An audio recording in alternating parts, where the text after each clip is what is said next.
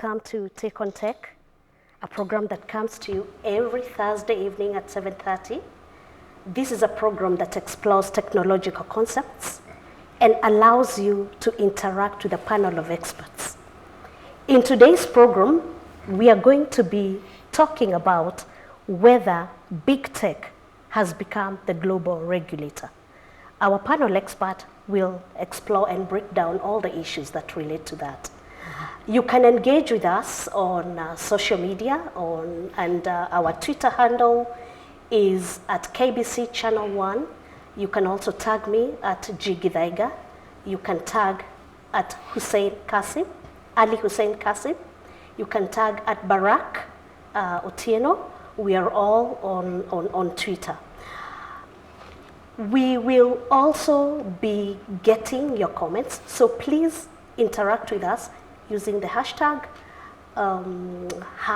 #TakeOnTech. My name is Grace Gidaiga. Now, with the pace of innovation that has been happening, you know, from cryptocurrency to artificial intelligence, to money, to mobile money lending, to Internet of Things, are we seeing the stage being set for a global regulator? Because some of these transcend across our borders, and therefore one single regulator may not be able to deal with the issue. Is there such a framework that can allow for a global regulator for these tech innovations?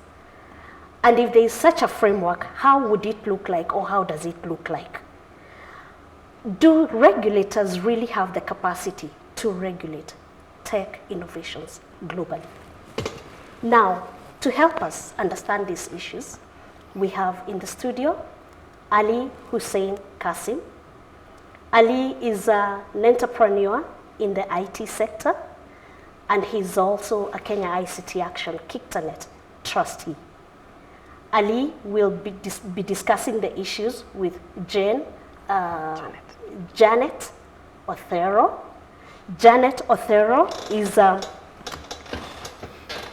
is a senior associate at OK Law Advocates. Karibu, Janet. Thank you. And to join them, we have Barrack Otieno, who is an internet policy and infrastructure expert. Karibuni. Okay. I think we will go straight into the issues, and probably Ali, you need to start us by telling us who is the big tech. Grace and my fellow panelists and viewers, what is big tech? This term comes from an American culture of starting to mention industries that usually come under the limelight of regulators and activists for things that they shouldn't be doing. For example, in America they have big tobacco, they have big, big finance and stuff like that. So big tech now, because of what has been happening in the world, is something that has been put together, rather has been labeled for the big technology companies. And these big technology companies come in, in various shapes and sizes. So the most visible ones are Google, Facebook, IBM, Microsoft, Amazon, Uber, and in fact, there are even terminologies or acronyms today that describe these. So you'll hear people talk about FAMGA, for example. FAMGA, Facebook, Amazon, Microsoft, Google, and Apple. All right? Now, if you look at these organizations, they are literally at the forefront of what we in business call disruption. So what is disruption? So let's start, from there. In the simplest terms possible, disruption is really about an event or an organization that comes into a space and completely disrupts an industry. So to give you examples, Uber. Uber has come in and is disrupting the public transport industry, not in one country, but at a global level. I mean, this level of phenomena has almost unprecedented,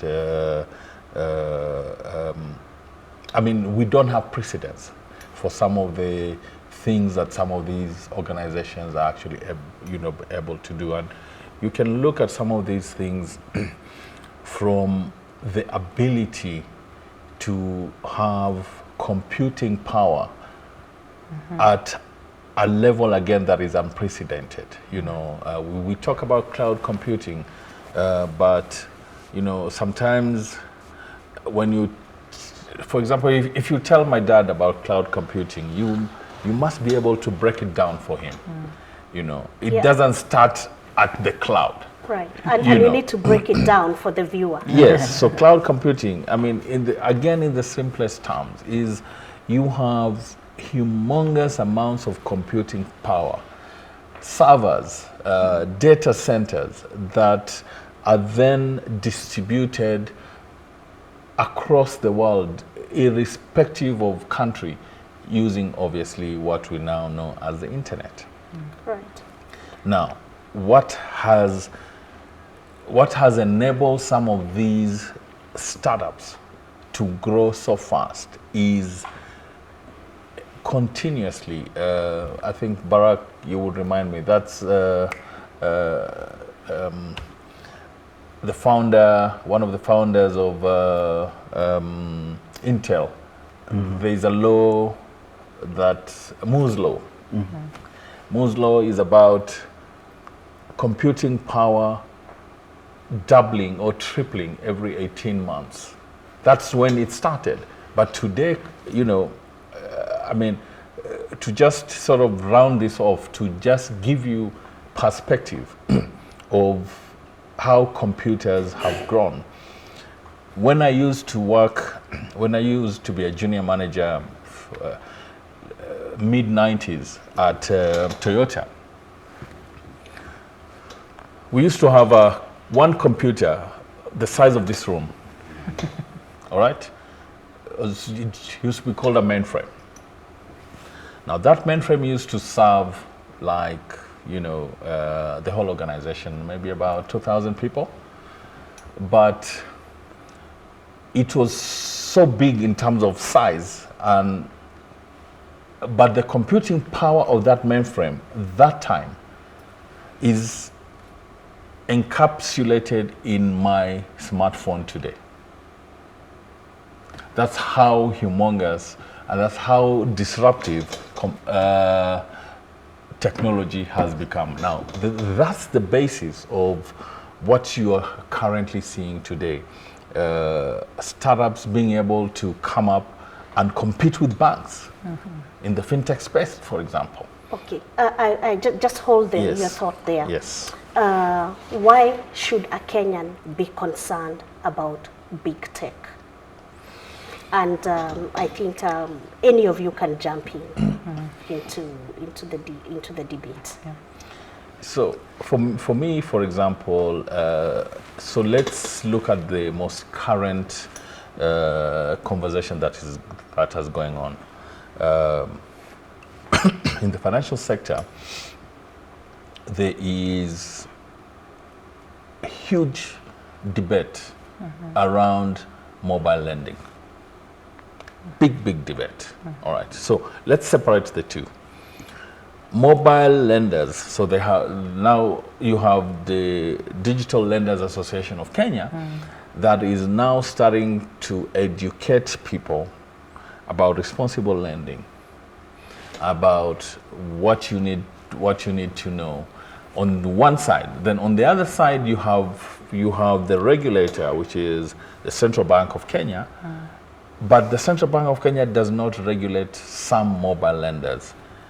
Now, there are two types of mobile lenders. There are the ones that are not regulated by the Central Bank of Kenya and are lending only entities on one hand. On the other side, you have the regulated mobile lenders.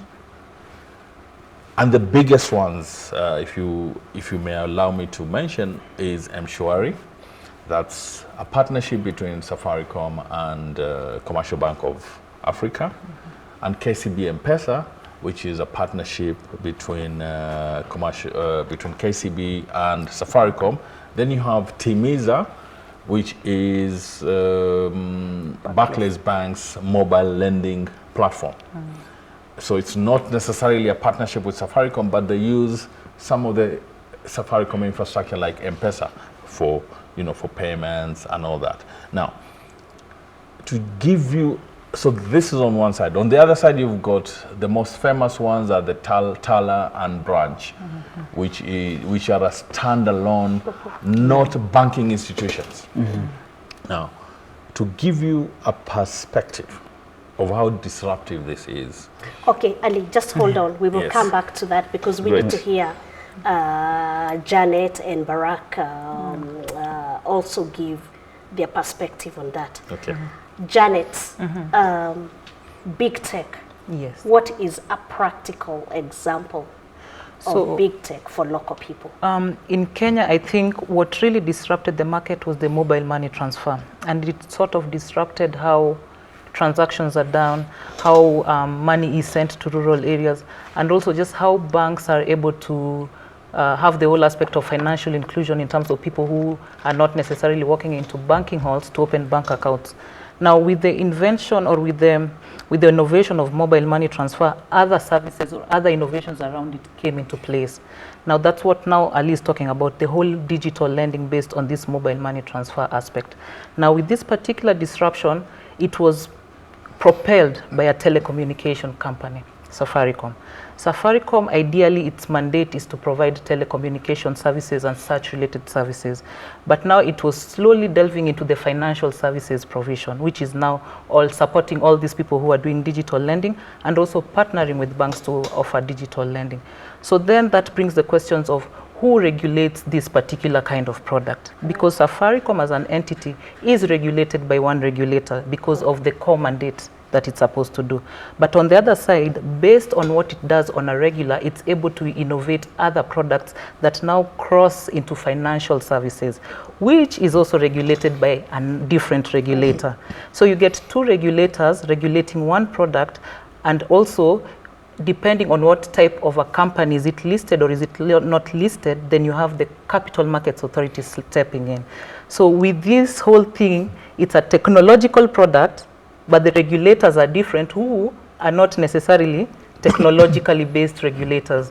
So when it comes to big tech, the challenge has always been, and the challenge I think will always be, are the regulators well aware? Do they know what they are going to regulate in terms of the innovative products that all these big techs are putting out?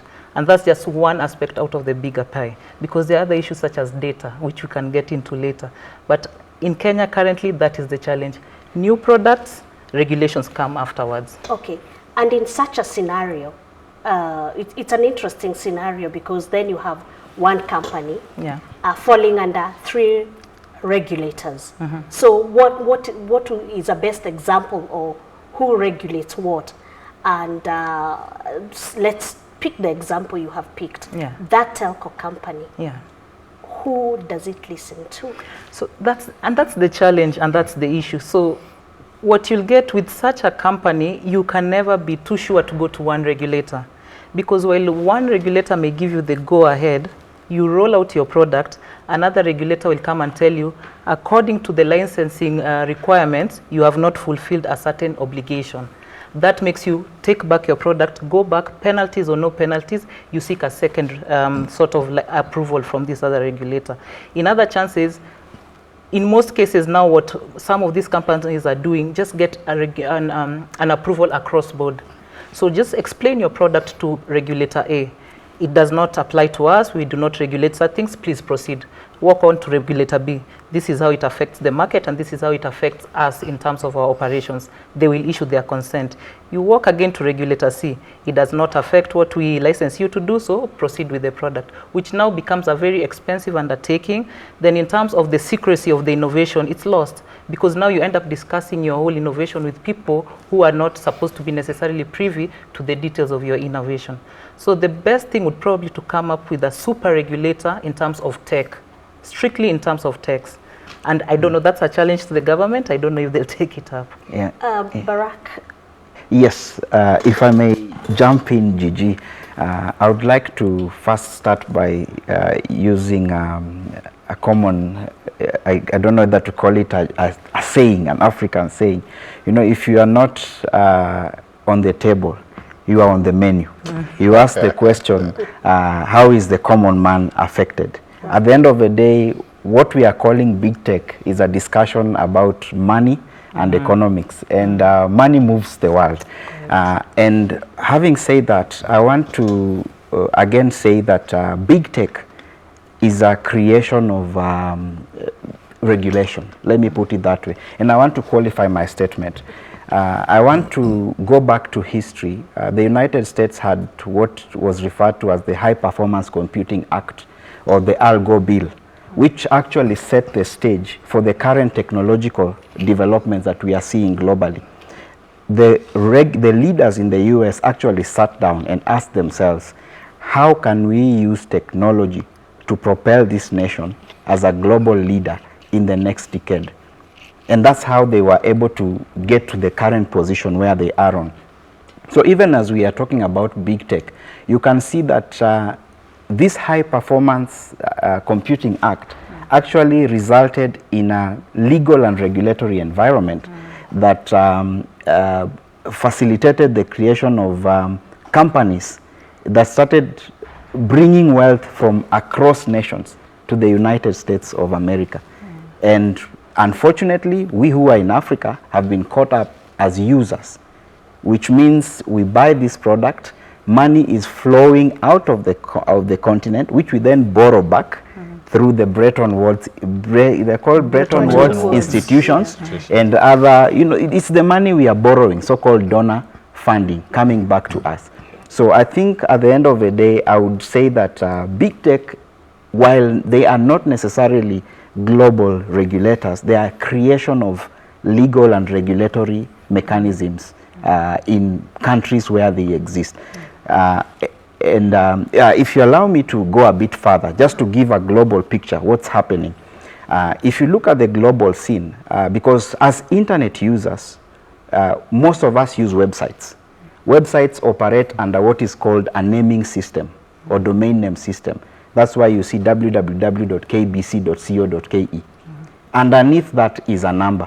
But you'll find that globally, we have about 350 million names across either .com, .co.ke, name the extensions. Out of the 350 million, about 150 are what we call generic top-level names, like the .coms. And country ones are also account for another 150. So you can see there is 150 for private sector, 150 for countries. Right. So, and most regulators are associated with countries. So we can, and these big tech organizations are operating on this domain name platform or this domain name system. So that just goes to remind us that at the end of the day, the big tech require a platform or an environment to operate, which normally is the legal and regulatory environment that is created with countries. So it's about the country that creates the best environment. I don't know if you agree with Barrack, but Ali, in such a case, who is responsible for issuing standards? And maybe you can also think, as you know, we are talking of tech innovations. Yeah. So I think the buzzword right now is artificial intelligence and blockchain. I don't know, Internet of Things, cryptocurrency. So who is responsible for, for issuing standards, considering, this is big tech and it's happening globally? So maybe allow me to sort of take the creative license to paraphrase your question. Who has the capacity? Who has the capacity to do this? Totally. And if you look at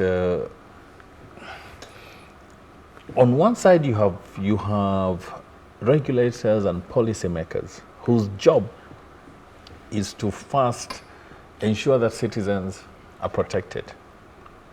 All these innovations are done in the right way to actually empower citizens.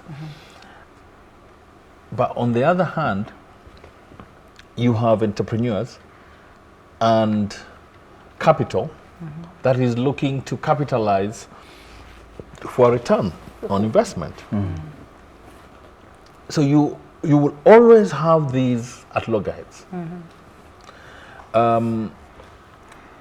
So in this scenario where things are happening so fast, when you are saying let's regulate, what are we regulating?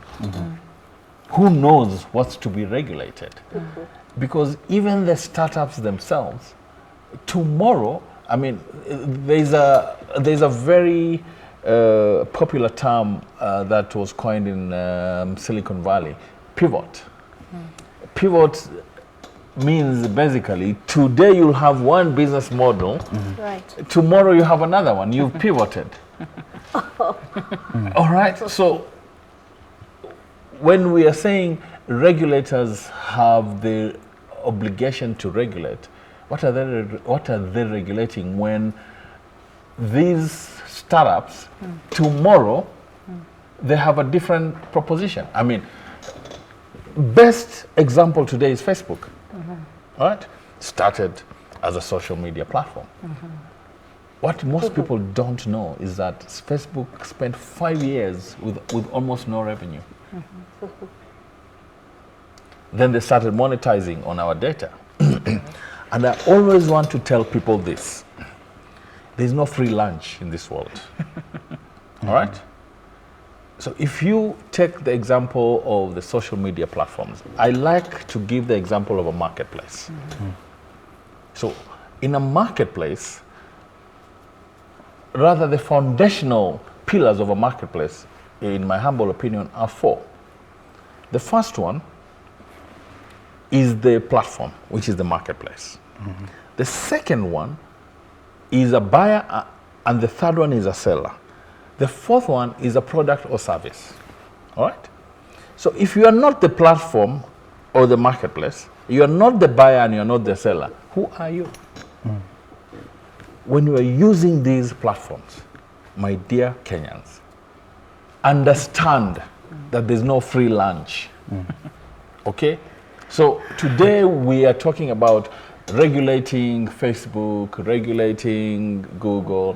My question is simple, and it may sound simplistic, but when you post on Facebook, your latest post, relationship, it's complicated. Who forces you to post your personal stuff on an international platform? Then you start complaining that, and you're not paying for that platform. Okay. Yeah. We will come back to that, but I want Janet to take it up from there. Okay. Pick it up from where Ali has left, Yeah. and at the same time address the issue of do these platforms or the regulator have a moral obligation towards the users? So picking up from what Ali has said, the thing that people need to understand is that the laws of a country are usually, the laws and regulation are usually informed from a very social, political, historical background. So in terms of coming up with a universal code of conduct or law, it can be very difficult. The European Union, on the one hand, seems to have its act together in terms of legislating for the European countries. The UK and the US tend to be more aligned in terms of some of the provisions they have for data protection and just ICT laws in general. Africa, on the other hand, we are very different and peculiar in terms of our historical backgrounds, in terms of our innovation. So Kenya is one of those countries that's such a leader in terms of innovation, and it becomes very hard to peg Kenya with countries that do not even have certain platforms and certain innovative services existing. So the thought of coming up with what would be a universal set of laws or regulations can be very hard. Although most countries subscribe to the United Nations, then maybe the challenge can be given to the United Nations to just come up with model laws or concepts that countries can ratify and adopt to their sort of what their socio-political history is all about and the circumstances. So in terms of this, all these platforms and whether there's a moral obligation on them to basically monitor and to also just give value to the users of these platforms. The thing is that law may not necessarily be moral, and what is immoral may not necessarily be illegal, and law. So it's up to the user, like Alia said. When you're signing up to these platforms and you're using them, are you aware? And the people who are providing these services, have they made you aware of what they're going to do with the information you give to them? Because the responsibility is on you as a user, it's on them as a platform provider, but also the government needs to step in and basically put these people in their place in terms of what are you doing with people's data, what are you doing with the information you collect, how are you monetizing, and is it really harming the members of the public? And if the corporates are not able to take up that responsibility, then the government should be able to step in and take that responsibility in terms of just alerting people. So recently you even saw in the newspaper that one regulator was very concerned about the online forex situation that was happening in the country. So because there are no regulations, there is no understanding of what this is about. The best they can do is just put out an alert and warn members of the public, do not do this thing without understanding the risks there too. So at the moment, in the absence of laws or regulations, the best thing that people can do is just public awareness across all borders. Completely. Barrack, Yes. just taking it from where Janet has left, I am just wondering what sort of framework would be ideal for regulation in such a scenario. You know, we are hearing of big tech, you know, we have the big ones, we have the local situations, and Janet has pointed out the complexity of the regulation. So what in your perspective would be an ideal? Thank you, Grace. I think the best approach currently, which is being adopted globally, is what we refer to as a bottom-up approach. And I would like to say that at the end of the day, the greatest regulator is the customer. The customer is king, because without the customer, big tech does not exist. So the customer also needs to understand his rights. Because and her rights. His and her rights, sorry. Yeah, so I think the best way is customers who are ordinarily local citizens need to pay attention to the legal and regulatory environment that exists. At the end of the day, our laws are not developed in a vacuum. There is what we call public participation, which in Kenya is enshrined in the Constitution. But few of us citizens take responsibility to participate in the process that creates laws in our counties or even at national level. It is these counties, or it is these laws that create these big animals that then start regulating even the government. You can imagine, we recently had an issue of Cambridge Analytica, so to speak, for those who are following. Big tech influencing the political space in our country. That is how we can be affected if we don't participate in the process of developing the laws and regulatory regimes in our country. So a bottom-up process is ideal, and when I say a bottom-up process, it means individuals coming together through associations or through various groupings and presenting their views in processes that are used to develop legal and regulatory processes. And if I may, I would say that we have many groupings, starting with the Kenya ICT Action Network, that has since 2006 been active in developing the national ICT policy and many other frameworks that have put Kenya on the globe. So I would say that as citizens, let's be part and parcel of these groupings that lobby and that participate in creation of legal and regulatory mechanisms, because the government is created by the people. Yes. Ali, Barrack mentioned something about there being a vacuum. Would you agree with that? There's a huge vacuum. And fundamentally, it's a really complex situation, because these nation states don't agree on even the most basic issues.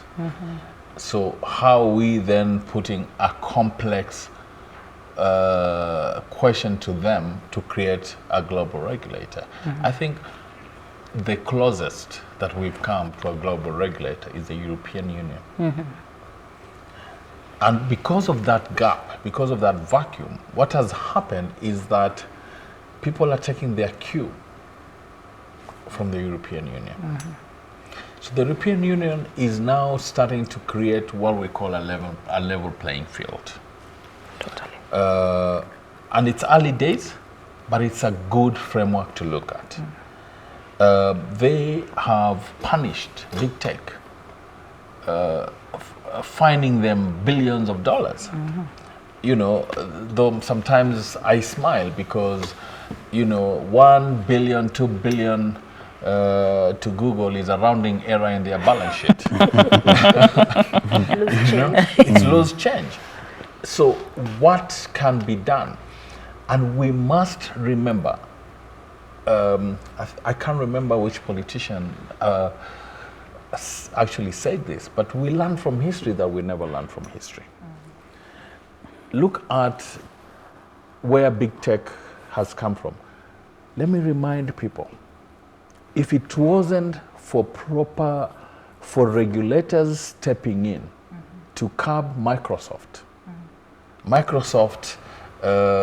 tendencies to kill startups that are starting to look competitive or to look like they're going to start messing around with their business models, we will not have Facebook or Google today. That is a fact. You know, Google and Facebook has not grown because they were super competitive.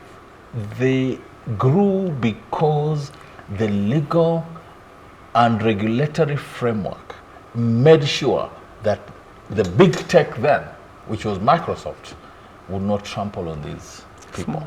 There's a new term in the financial, in the investment sector. It's called the kill zone.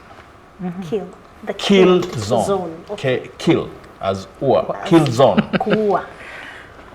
What this basically means is that any startup that enters the sphere of any big tech company, whether be it Google, Facebook, Amazon, they can die the next day by one or two actions by these big tech companies. It was, I think, Elizabeth Warren, Senator, Elizabeth Warren of the American, she's a senator in the American Congress. She coined this one, I think, if not her, someone close to her. He said, these startups who enter big tech kill zones are unlikely to survive. Those are the conversations we must have. Those are the interventions that governments, regulators, policymakers must address. Otherwise, we'll stop having these innovations. Lastly for me, and specifically this example of Google, with all due respect to Google, I think they are getting to a point where they are overstretching. They are over-leveraging themselves. So they have a dominant platform, the Google Play Store. And you have these mobile lending apps today. So Google has just issued first. A few months ago, they just dropped off a number of these mobile lending platforms without explanation. Is that a way of regulating the global That is market? why I'm saying, this is why I'm saying, are these big tech behaving like regulators? Are they now disrupting regulators the world over? Because is this the role of Google? To tell us this app is not good? Who's Google to tell me this app is not good? Where are they coming from? Right. To start defining financial services, where are they coming from? Who has given them the imprimatur to do that? If I jump in quickly again, I think it's worth noting our usual term that numbers don't lie, and taking it seriously. 80% of online business, globally registered domain names, are within the European Union. So it is not strange that the European Union was almost becoming a global regulator. We are not players in the space as Africans. In fact, as a region, we account for less than 1% of total commerce that goes on online. We play in the periphery. Globally. As such, we have really nothing to say. to say. And Although- that, I would like to disagree a bit there. Okay. As you disagree, I think I wanted to also make a comment about, we don't play a role in that. And I think it's Barrack or Ali who raised the fact that we are just consumers. Yes. We never, so we sit here, we And consume wait. the Googles, we consume the Facebooks, but we are not producing anything. We are not Okay. questioning the We are not questioning the process. We are not Yes. producing, we are not questioning. Yes and no. I mean, we can debate later who owns M-Pesa. The fact that it's Kenya. All right? Ali. We can debate that.